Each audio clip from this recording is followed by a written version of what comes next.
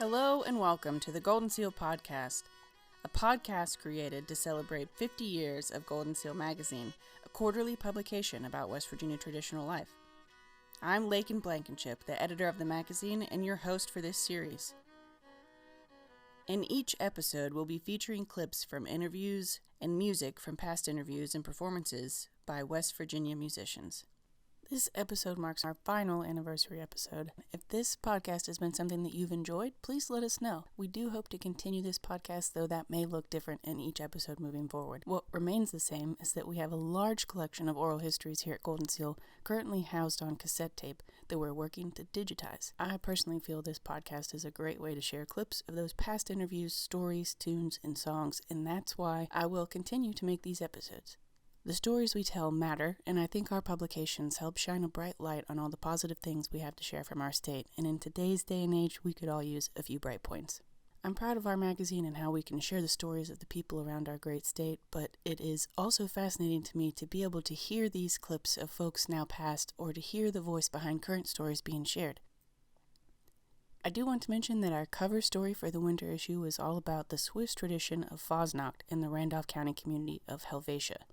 Written by Becky Hill, a percussive dancer, Appalachian square dance caller, choreographer, curator, and educator who frequently attends the celebration. It's a delightfully written article that helps capture the magic of community and tradition. You can read the full article in our winter 2024 issue of Goldenseal. But let's kick things off proper with a few songs from the Vandalia Sampler album. First, you'll hear Bury Me Beneath the Willow by John and Marvin Loving, followed by some clean picking of Durang's hornpipe from guitarist Robert Schaefer, finishing up with Elkhorn Ridge by Ron Molyneux.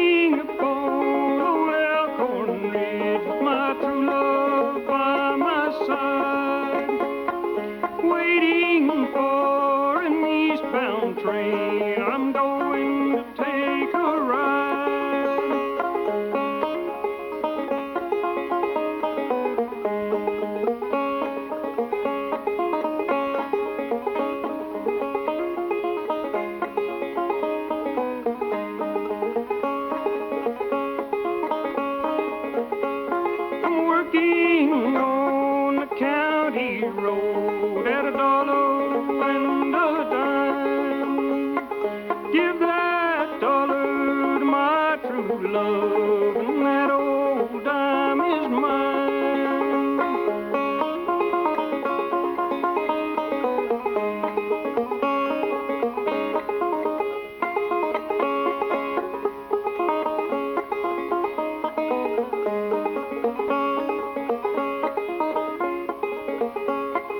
Yonder stands that gal of mine, and she's all dressed in brown. She is the darling of my heart, gonna see her before the sun goes down.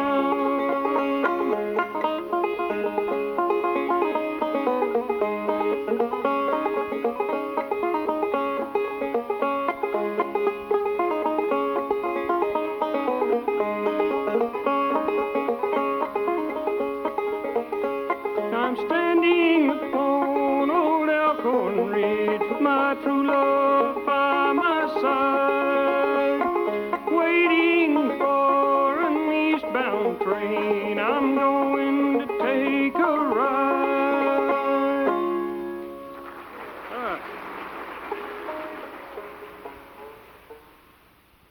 In the rest of this episode, we'll be sharing clips from our collection of oral histories that just happened to line up with two of the Then and Now features from our winter 2024 issue, which celebrates 50 years of the magazine. You'll hear clips of interviews and music with Clay County musician Cottrell from 1980 and Mineral County woodcarver and musician Marshall Fleming from 1975. We'll also be sharing some clips from a current interview with Morgan County banjo maker Christopher Dean, currently living out of state, as he shares his interest in Cottrell and his journey to recreate the banjos in the style of Genus.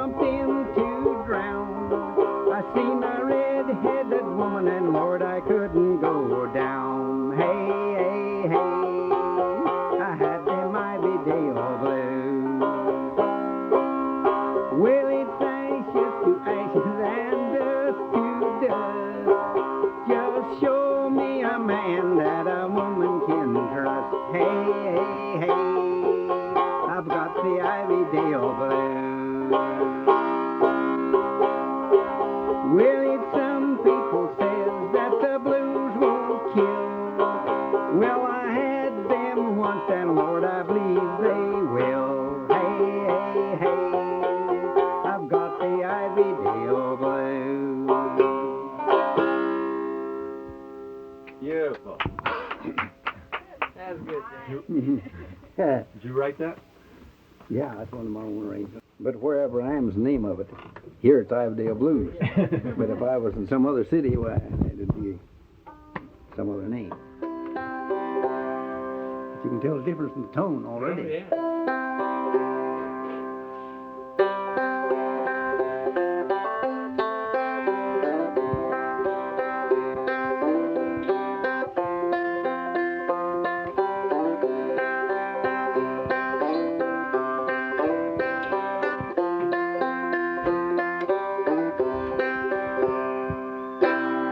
Yeah, when them strings get set, well, you'll have it now, I think. Okay, which banjo would you like to use? Well, I always like to use one I'm used to, mine laying in on the head of the bed. On the head of the bed is yours. Mm-hmm. Got so many banjos around here now, it's hard to keep track. Got 5 in here right now.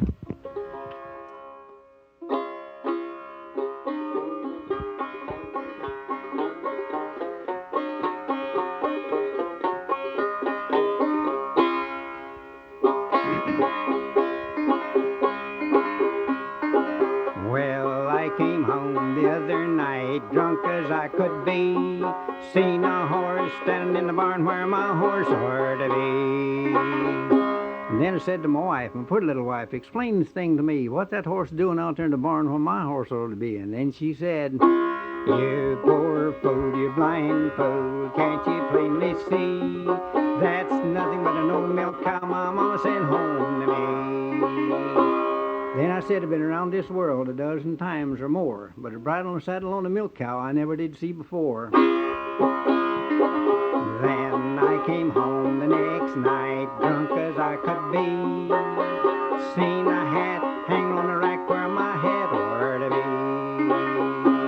be. Then I said to my wife, my pretty little wife, explain this thing to me. What's that hat doing there on the rack where my head ought to be? And then she said, you poor fool, you blind fool, can't you plainly see? That's nothing but a chamber pot my mama sent home to me. Then I said I've been around this world a dozen times or more, but a John B. Stutson chamber pot I never did see one before. Then I came home the next night, drunk as I could be. Pair of pants was laying on the floor where my pants ought to be. Then I said to my wife, my pretty little wife, explain this thing to me. What's them pants doing laying there on the floor where my pants ought to be? And then she said, you poor fool, you blind fool, can't you plainly see? That's nothing but an old dish rag my mama sent home to me. Then I said I've been around this world a dozen times or more, but cuffs and a zipper on a dish rag I never did see before. Then I came home the next night, drunk as I could be. I seen a head laying on a pillow where my head ought to be. Then I said to my wife, my pretty little wife, explain this thing to me. What's that head doing laying there on the pillow where my head ought to be? And then she said, you poor fool, you blind fool, can't you plainly see? That's nothing but a cabbage head my mama sent home to me. Then I said I've been around this world a dozen times or more, but mustache and whiskers on a cabbage head I never did see before. That's good. We're gonna shut up the doors and have you a good place in here. Do you know who wrote that song, Janice? No, I got it off of Billy Ed Wheeler. He's the man. He wanted. He probably wrote it. He wanted the devil and the farmer's wife, and he said he'd trade me the 4 nights drunk for the devil and the farmer's wife. So we just swapped songs. That's how I got it. Let's give Over us to a this. cheer.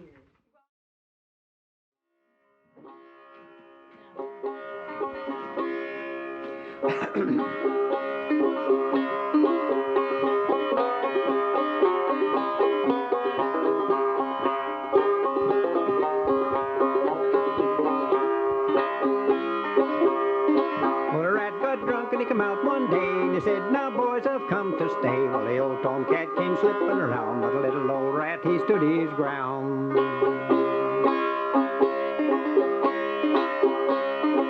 The rat, he took him the drink once more, and then he marched out in the middle of the floor, while the rat run a circle and the cat took a swing, and they both started dancing the pigeon wing. The rat, he said to the cat, bet you $10 you can't do that, but if you start playing the fiddle, oh, then I'll start dancing turkey in the straw. The rat and the cat, they both took a swing, but the rat threw the cat plumb out of the ring. Then the rat, he says, I'm much of a man, I threw that cat to the promised land. Well, the rat and the cat had a fight, but the rat whooped the cat all over that night. And the rat, he says, this'll never do, I tore that cat right square in two. The rat and the cat, they fought another round, but the rat threw the cat right down on the ground. And the rat, he says, I'm a-doing well, I whooped that cat as sure as hell. The cat jumped up and he started to run. The rat hollered, go, you son of a gun. And the rat run out and he stomped the ground. So that burned cat can't shove me around.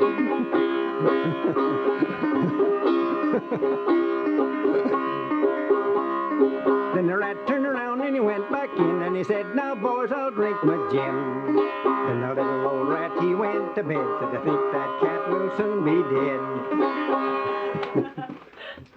That's one of my songs. Did you write that one? Yeah. Yeah, and I wrote out there, What Liquor Will Make a Man Do, and The Intoxicated Rat, the one I just now done, Deadfall Mountain Home, New Titanic. I wrote several of them. And blues, at their Iverdale Blues number, I arranged that one. Christine has built 13 banjos to date, some in the style of Genus Cottrell, which he donated to the West Virginia State Folk Festival for a raffle to help fundraise for the festival. While his banjo building is something that has been put on hold while his daughter is young so that he can spend more time with her, he hopes to one day pursue it again full time. I come from 3 generations of carpenters, and so there's always making has always been at the forefront of whatever I get into, whether it's when I was doing Civil War reenacting, it was making uniforms or it's making furniture when I was a kid with my grandfather, or cars or whatever it is, just figuring out how to do whatever the activity is on my own, and just mainly just for having that hands-on aspect, but also for just the knowledge that you acquire going through the process. And I had heard as a kid, I grew up hearing about Genus as a cabinet maker, and knew about him for his woodwork, but I didn't know he built banjos, so I started playing banjo. And just like everything else, I was like, well, I'm getting into banjo playing, I need to learn how to make a banjo. and I was like, well, I'm gonna have to find one of those banjos. And then, it's really hard to find one of Genus's banjos. So then I was like, well, I'm going to have to make one on my own. And then I reached out to a bunch of wrecking yards throughout the United States, and just reached out to anyone that I had heard had old cars, like pre-1980, to find the torque converter. And so I found a guy in California who I think he had like 20 or 30 of them at the time. And so I've just bought like 5 or 6 torque converters from him, and one batch, and then reached out to a few other people, and then just started going home to my parents' house and working with my dad, and just gradually taking it step by step. And then I did a lot of research on like banjo hangout forums, on their builder forums, and I put up a post because there had been some banjo players on there that had heard of Genus, and so I figured I'd put something up just to see if I could get in contact with anyone that knew him or knew anything about his banjos, or had one that I could get like measurements and everything from. And then that's when I heard from Dwayne Duffield. He reached out, and he apprenticed with Genus in high school. Jerry Stover, who was the art teacher at Clay High School at the time when Dwayne was in high school, he would always have like a cultural event each year. And then one of his classes was, as I understand it, was almost like a West Virginia history and culture class, but focused through art and folk life. And he would send the high school students out to people to interview them. So Jerry kind of got them hooked up together, and Genus asked him to be his apprentice. And eventually they built a banjo together. And so I got to see Genus's banjos firsthand. So I was able to study those banjos and making my first few. And then it kind of became an obsession where I was like, I've got to document as many of his banjos as possible. And like figuring out all the variations that he'd had, all the different peghead designs, and all the different things he would do with like how many brackets he would put on the banjos, and even with the knitting needle dots, how he would decorate them with that, and just try and learn as much about his build process as possible, and him. And I think, the coolest thing for me in making this hasn't even been building the banjos or anything. It's been the people that I've gotten to talk to along the way and the stories that I've gotten to hear. And it has brought out so many different stories about Genus too. And just, I don't know, there for a while it seemed like it reignited a focus on him. Like he started coming back into conversations at jams and everything. I actually started working on like a lathe that was kind of inspired by Roy Underhill's on the woodwright shop. Yeah, just wanted to get the process down by working as much with hand tools as possible. In my first couple of banjos, well, my second and third banjos, one I made for Pete Koski was entirely handwork. I didn't use any electrical tools on it. While his dad was alive, they did a lot of tobacco farming. And like hearing some recordings of Genus speaking about it, he did not enjoy the tobacco farming. So that's when he went into woodwork, after his dad died. And he was also, the Cottrells were really well known for Genus, especially for being a ginseng hunter too. And then, on top of the cabinets and stuff, he made desks, and he made full kitchen sets. I talked to some people that had a dining room table and chairs made for them by Genus when he was younger for like their wedding present. And I can't remember the family's name, but they lived right at the beginning of the road to go back to his house. Mm-hmm. And all that was out of either like the office desk that he made was all out of walnut, and same way with the tables, but he did a lot of stuff out of wormy chestnut too. And all the wood came off of his property. For the banjos and stuff, he would chop down the trees before the sap was flowing, and he would leave the trees up on the mountain looked over. Mm-hmm. And I think they might debark them too, but he would leave them up there for a few years so they'd completely dry out. And I was fortunate enough, Dwayne gave me he has the last log that was brought down off the mountain to make a banjo, and he had brought that down for Genus, and then Genus, it wasn't long after that, Genus went into the hospital, and it didn't come out. And I have two necks that I'm making out of it, and then I've taken all the extras and just saving as much as the wood as possible to be able to reuse as like, whether it's like inlay or whether it's heel caps or anything, so that each banjo has like a little piece of the tree that Genus fell. And that's been the cool thing. I mean, I've already said it once, but like that has been the most amazing part of this, is just the conversations that I've been able to have with people and the friendships that it's brought about. And I think that's, it's with anything in old time culture, like, or traditional culture in the state, like that's what it's about. It's about the community. It's about the people. It's about the gifts you're giving each other, whether it's through knowledge or actual gifts, and the friendship. I mean, that's a gift too. And I think these stories, and I think the ability to learn this information is a great way to pass that knowledge down. Right. In these clips from a 1975 interview, Marshall Fleming shares a few stories and songs, as well as how he got his start in wood carving. Marshall B. Fleming. I was born in Antioch, West Virginia, about 3 miles from here. In the year 1916, I'm 58 years old. Well, I've piddled this stuff ever since I was a kid. I was always interested in it, but I made more airplanes at that time than I ever did this. The first things that I ever carved, that is, it's been about, I'd say, 15, 20 years ago, which was I tried to carve a horse out. And I looked at it and I thought, well, this was going to be a pretty horrible looking thing, and I got disgusted. So I threw it out in an old box.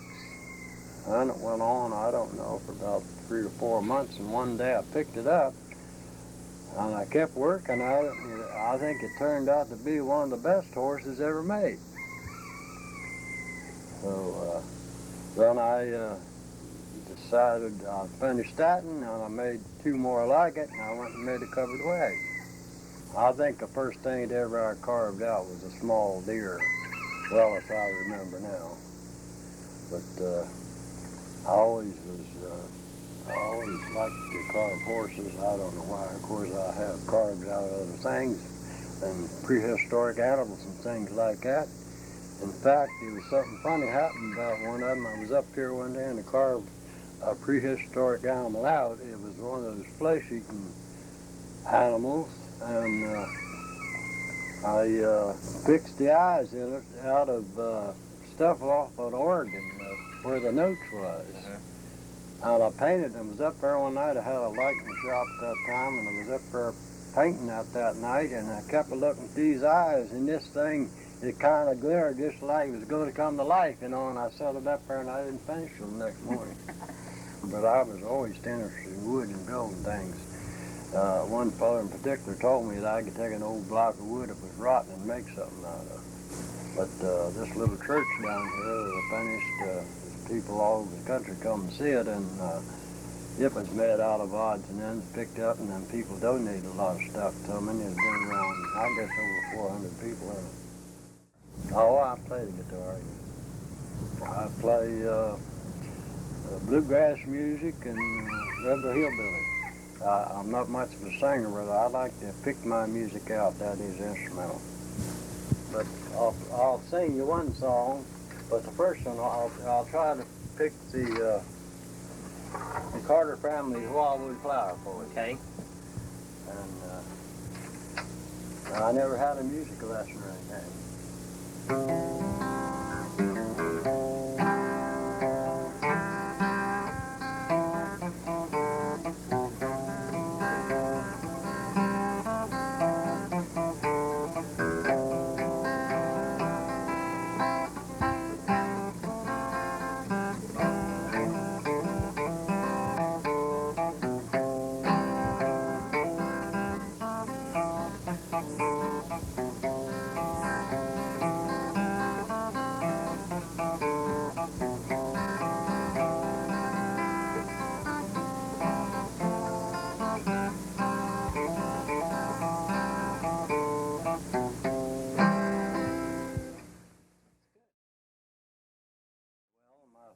He used to play the mouth harp and all that and done all of them. My mother, she used to sing. She never played music, but she taught me a lot of the old songs that comes to my memory now.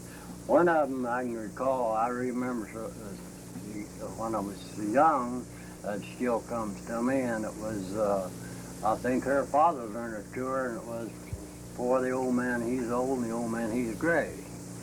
And I learned that, and I sing it to my grandchildren. They get a big kick out of it. Could you sing it for us? Yes, I'll sing it for you. For the old man is old, and the old man is gray. Young man's heart is full of love. Get away, old man, get away. Brother, marry a young man. I'll tell you the reason why. He grouts his coat, tobacco abused, and his lips are never dry. For the old man is old, and the old man he is gray. Young man's heart is full of love. Get away, old man, get away. Rather marry a young man with his pockets lined with silk than marry an old man with 100 cows to milk. For the old man he is old, and the old man he is gray. Young man's heart is full of love. Get away, old man, get away. Kids and all that. I know particularly when I was a kid, my daddy scared me and my sister, and he got a big charge out of it, but I didn't get no charge out of it. But he got behind, he went after an old cow one day. We'd been over at the campground, he was having camp meeting, and I know when we come back, we went after this old cow. Her name was Nellie. And we had a dog there, a shepherd dog, and she always went with us. After we went out the road, here he slipped out there. My father did and got behind a birch pile. Of course, I wasn't very big. I guess I was about 9, 10 years old. And of course, every racket I'd hear out like that, I imagined it was a bear or something, you know. And he growled and got down his feet. When I looked at him, he just looked like a big bird, wings flying, you know. And that cow Scared her, and we started screaming, me and my sister, and she was a full gallop down the road, and we passed her. We went out, and my mother didn't know what in the world was wrong, and she thought Bob Smith's big bull had got my daddy down and was pawing him or something, you know. But I'll never forget that. Let me get back to your carving a minute. Now, we've got this hearse sitting here in front of us with the horses and the man on it and things. Where did you get the idea for carving the hearse? Well, now, there's a fellow lives for me about 2 miles has one of those things. The original. Has it under his house, and wheels it all rotted out on it. So he's a good carpenter, and he went and remodeled it and painted it all up and everything. And I went over there one day, and I happened to see it, and I asked him if I'd draw a plan off of it. And I took my room and everything. He helped me, and I drawed it off, and he told me, he said, well, Marshall, you'll have to come back again. He said, there's a lot to that. But I went and made 5 of those before I went back over to see him. Well, I made a model sawmill, and it had the crew and everything, and I put a brick steam engine to it, which it was just a dummy model. I've made so many things out as people would see them. The hardest thing that ever I've made was tedious was these here reapers that you cut wheat with. Oh, you've made some of those? Yes, I made 5 of those. And one other hard thing I made was a tractor trailer, a tanker. And it was pretty tedious work, that is, just to look kind of ways. Where do you get most of your ideas? Well, sir, most of them I get from old books. I just look at them. I was fortunate enough, a fellow lent me a 1922 Sears Roebuck catalog, and a lot of that stuff in there, the old stuff's in there, and I'm just crazy enough to try to sit down and try to make one. I use a little coping saw when I have to, but very seldom. But you know, you take on this stuff, I use my little coping saw. I have a band saw, and I have the other kind, and they're both broke, and I haven't used them for years. Yeah, I enjoy it that way, and I like to do it as much with hand as possible, because I've been told by old wood carvers that whenever you get using that stuff, it's not hard hand-carved stuff. It's factory. I just don't like it. Of course, I take the time. I don't make it for the money that I get out of it. I do it for the pleasure I get out of it.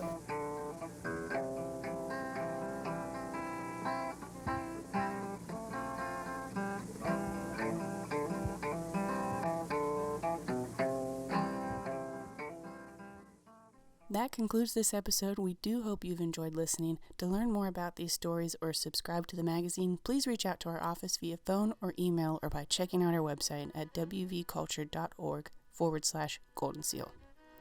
Until next time, stay tuned for our next episode.